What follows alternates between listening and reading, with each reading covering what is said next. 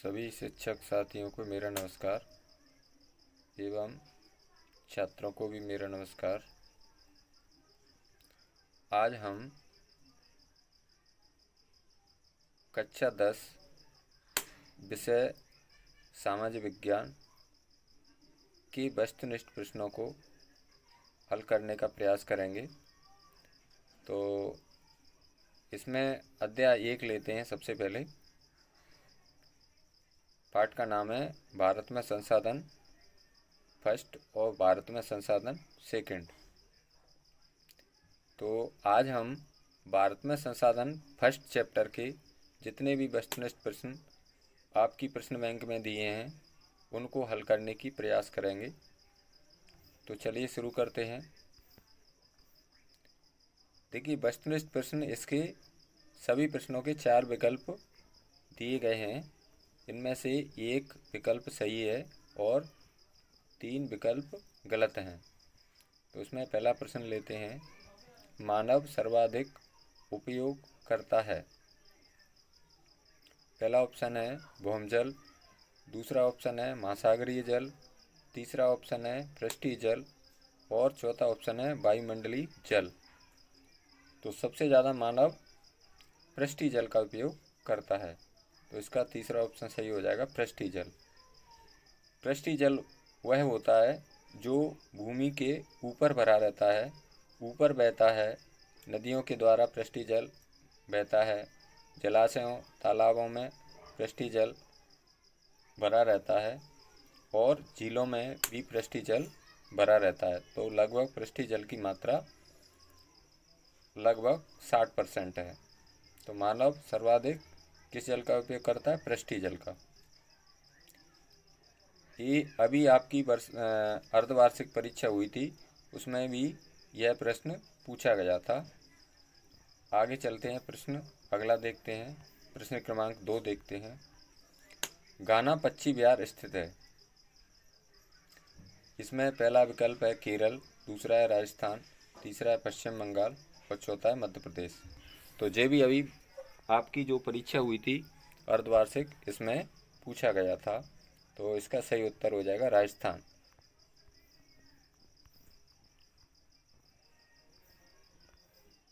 आगे चलते हैं, प्रश्न क्रमांक 3 देखते हैं। वन संसाधन की प्रमुख समस्या है। ये भी अभी आपकी जो अर्धवार्षिक परीक्षा हुई थी उसमें ये प्रश्न पूछा गया था।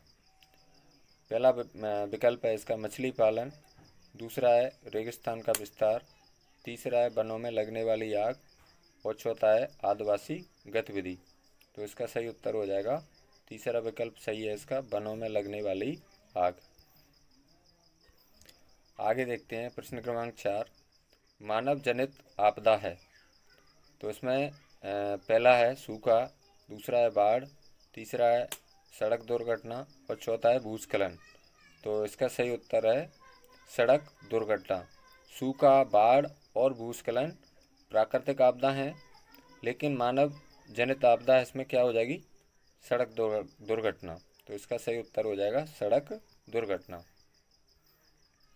आगे चलते हैं, प्रश्न क्रमांक 5 वन महोत्सव के जन्मदाता हैं। तो इसमें पहला ऑप्शन है महात्मा गांधी, दूसरा ऑप्शन है डॉक्टर राजेंद्र प्रसाद, तीसरा ऑप्शन है के.एम. मुंशी और चौथा ऑप्शन है आचार्य विनोबा भावे। तो इसका सही उत्तर हो जाएगा के.एम. मुंशी। वन महोत्सव के जन्मदाता हो जाएंगे के.एम. मुंशी। आगे चलते हैं, प्रश्न क्रमांक 6 लेते हैं। आंध्र प्रदेश और उड़ीसा के डेल्टा क्षेत्रों तथा गंगा के मैदानों में सामान्यतः कौन सी मिट्टी पाई जाती है? तो भारत में 6 प्रकार की मिट्टियाँ पाई जाती हैं। तो इसमें से देखिए, पहला विकल्प है लाल मिट्टी, दूसरा है जलोढ़ मिट्टी, तीसरा है काली मिट्टी और चौथा है लेटराइट मिट्टी। तो इसका सही उत्तर हो जाएगा जलोढ़ मिट्टी। जलोढ़ मिट्टी जल के द्वारा बहाकर लाई गई मिट्टी को जलोढ़ मिट्टी कहते हैं। और इसमें इसका सही उत्तर हो जाएगा जलोढ़ मिट्टी। आगे चलते हैं, ये भी बहुत इम्पोर्टेंट क्वेश्चन है। सामाजिक वानिकी योजना को, इसमें खाली स्थान है डॉट डॉट डॉट, से वित्तीय सहायता प्राप्त हो रही है। तो इसका सही उत्तर हो जाएगा विश्व बैंक। सामाजिक वानिकी योजना को विश्व बैंक के द्वारा वित्तीय सहायता प्राप्त हो रही है। चलिए आगे चलते हैं, प्रश्न क्रमांक 8 देखते हैं। वन अग्नि नियंत्रण परियोजना, ये भी बहुत इंपॉर्टेंट क्वेश्चन है, के सहयोग से संचालित है। तो इसका सही उत्तर हो जाएगा UNDP। वन अग्नि नियंत्रण परियोजना किसके सहयोग से संचालित हो रही है? UNDP। आगे चलते हैं, प्रश्न क्रमांक 9 देखते हैं। संयुक्त वन प्रबंधन व्यवस्था में, ये भी बहुत इंपॉर्टेंट क्वेश्चन है, का महत्वपूर्ण स्थान है। तो इसका सही उत्तर हो जाएगा ग्रामीण वन सुरक्षा समितियों। आगे चलते हैं, प्रश्न क्रमांक 10 देखते हैं।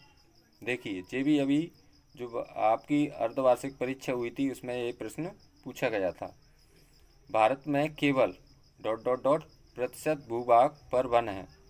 तो अभी जो वर्तमान में भारत में केवल और केवल 20.64% पर ही वन है। ये अभी आपकी जो अर्धवार्षिक परीक्षा हुई थी उसमें पूछा गया था। तो भारत में केवल अभी कितने परसेंट भाग पर, भूभाग माने जमीन पर, वनों का प्रतिशत क्या है? 20.64%। आगे चलते हैं, प्रश्न क्रमांक 11। मिट्टी में उर्वरकता की कमी को डॉट डॉट डॉट कहते हैं। तो इसका सही उत्तर हो जाएगा मृदा क्षय। मिट्टी में उर्वरकता की कमी को क्या कहते हैं? मृदा क्षय कहते हैं। अब देखिए, इसमें सत्य वाले क्वेश्चन है। वनों को वर्षा का संचालन कहा जाता है। तो ये क्या हो जाएगा? सत्य हो जाएगा। जहाँ पर वन होंगे वहाँ पर वर्षा ज़्यादा होगी, तो वनों को वर्षा का संचालन कहा जाता है।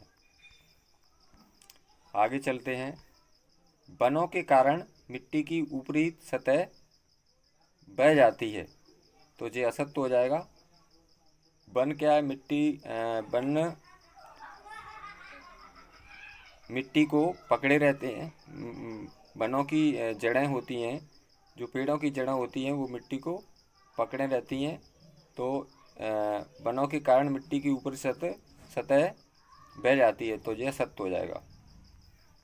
अब ये भी प्रश्न बहुत इम्पोर्टेंट है। काली मिट्टी कपास उत्पादन के लिए उपयुक्त है। तो ये आपका उत्तर सत्य हो जाएगा। काली मिट्टी में सबसे ज़्यादा कपास होता है और काली मिट्टी सबसे ज़्यादा महाराष्ट्र में पाई जाती है।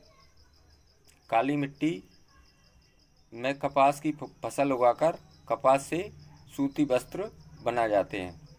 तो काली मिट्टी कपास के लिए सबसे उत्तम होती है। आगे चलते हैं, 15वां प्रश्न। वन जलवायु को नियंत्रित कर पर्यावरण संतुलन में सहयोग करते हैं। तो ये भी सत्य हो जाएगा। वन जलवायु को नियंत्रित कर पर्यावरण संतुलन में सहयोग करते हैं। तो ये सत्य हो जाएगा। आगे चलते हैं, प्रश्न क्रमांक 16। केंद्र सरकार ने सन 1955 में केंद्रीय वन आयोग की स्थापना की थी। इसमें थोड़ा सा कट गया है ये प्रश्न। तो केंद्र सरकार ने सन 1955 में केंद्रीय वन आयोग की स्थापना की थी। तो जैसा तो हो जाएगा। अब इसमें ये भी प्रश्न आपका परीक्षा में 18 नंबर का पूछा गया है। लिग्नाइट सर्वोत्तम प्रकार की मिट्टी है। तो लिग्नाइट किसी मिट्टी का प्रकार नहीं है। तो ये ऑप्शन गलत, असत्य हो जाएगा। भारत में 6 प्रकार की मिट्टियाँ पाई गई हैं। इनमें से लिग्नाइट किसी प्रकार की मिट्टी का नाम नहीं है। तो ये ऑप्शन आपका असत्य हो जाएगा। अब प्रश्न क्रमांक 19 देखते हैं। नदियों के निक्षेप से कौन सी मिट्टी बनती है? तो इसका सही उत्तर हो जाएगा जलोढ़ मिट्टी। नदियों के द्वारा लाई गई मिट्टी को जलोढ़ मिट्टी कहते हैं। तो नदियों के निक्षेप से कौन सी मिट्टी बनती है? जलोढ़ मिट्टी। जो जल के द्वारा बहाकर लाई जाती है। अब इसमें प्रश्न क्रमांक 20 देखते हैं। प्राचीन जलोढ़क का स्थानीय नाम क्या है? तो सबसे प्राचीन जलोढ़क है कांप मिट्टी। पहले जलोढ़क यानी कि जल के द्वारा जो बहाकर लाई गई मिट्टी को जलोढ़ मिट्टी कहते हैं। तो इसका स्थानीय नाम क्या हो जाएगा? पहले नाम क्या पुकारा जाता है इसको? कांप मिट्टी भी इसको कहते हैं। आगे देखते हैं प्रश्न क्रमांक 21। कौन सी मिट्टी कपास फसल के लिए उपयुक्त होती है? तो ये आपकी हो जाएगी काली मिट्टी। काली मिट्टी में सबसे अच्छा कपास की फसल होती है। तो काली मिट्टी सबसे ज़्यादा महाराष्ट्र में पाई जाती है। तो कपास भी सबसे ज़्यादा महाराष्ट्र में पैदा किया जाता है। अब इसमें एक वाक्य में उत्तर में आ गया जी। मानव सर्वाधिक किस जल का उपयोग करता है? तो मानव सबसे ज़्यादा पृष्ठीय जल का उपयोग करता है। लगभग इसकी पृष्ठीय जल जो भूमि के ऊपर भरा रहता है तो उसकी मात्रा लगभग कितनी परसेंट है? 60%। तो मानव सर्वाधिक यानी सबसे ज़्यादा किस जल का उपयोग करता है? पृष्ठीय जल का। आगे देखते हैं। डेल्टाई भागों में सामान्यतः कौन सी मिट्टी पाई जाती है? तो इसका सही उत्तर हो जाएगा जलोढ़ मिट्टी। डेल्टाई भाग होते हैं तो उनमें जलोढ़ मिट्टी पाई जाती है। आगे देखते हैं। पेड़ पौधों और जीव जंतुओं के सड़े गले अवशेषों को क्या कहते हैं? इसको कहते हैं ह्यूमस। जो पेड़ पौधे होते हैं उनकी पत्तियां गिर जाती हैं तो वो ज़मीन में जाकर सड़ जाती हैं और जीव जंतु के सड़ जाने के कारण जो अवशेष बचते हैं उसको क्या कहते हैं? ह्यूमस कहते हैं। अब इसके बाद में हैं इसमें सही जोड़ियाँ। प्रश्न क्रमांक 25 है। तो इसको विद्यार्थी आमने सामने लिखें। जो काली मिट्टी है तो सबसे ज़्यादा क्या हो जाएगा? इसका उत्तर हो जाएगा महाराष्ट्र। काली मिट्टी सबसे ज़्यादा कहाँ पाई जाती है? महाराष्ट्र में पाई जाती है। काली मिट्टी कपास की फसल के लिए उत्तम होती है। दूसरा है इसमें तो काली मिट्टी के आगे विद्यार्थी क्या लिखेंगे? डैश करके लिखेंगे महाराष्ट्र। इसके बाद में गिरि राष्ट्रीय उद्यान। गिरि राष्ट्रीय उद्यान कहाँ पर स्थित है जी? गुजरात में स्थित है। तो गिरि राष्ट्रीय उद्यान के आगे डैश करके विद्यार्थी क्या लिखेंगे? गुजरात लिखेंगे। फिर तीसरा प्रश्न है वन महोत्सव। तो इसका सही उत्तर हो जाएगा नीचे दिया है 1950 में वन महोत्सव मनाया गया था। तो इसका सही उत्तर हो जाएगा 1950। इसके बाद में आते हैं वन संरक्षण अधिनियम। तो इसका सही उत्तर हो जाएगा 1980। वन संरक्षण अधिनियम कब बनाया गया था? 1980 में बनाया गया था। तो इसके आगे वन संरक्षण अधिनियम के आगे डैश करके क्या लिखेंगे? 1980। फिर इसके बाद में कार्बेट। कार्बेट कहाँ पर है? ये राष्ट्रीय उद्यान का नाम है वो जी उत्तराखंड में स्थित है। फिर आता है पेरियार। पेरियार एक केरल में स्थित है। ठीक है, इसके आगे डैश करके पेरियार के आगे लिखेंगे केरल। तो आज के जो वस्तुनिष्ठ प्रश्न है वो बहुत ही इम्पोर्टेंट क्वेश्चन है आपकी परीक्षा की दृष्टि से। आपकी अब इसके बाद में वार्षिक परीक्षा आने वाली है और वार्षिक परीक्षा की तिथियों की भी घोषणा हो चुकी है।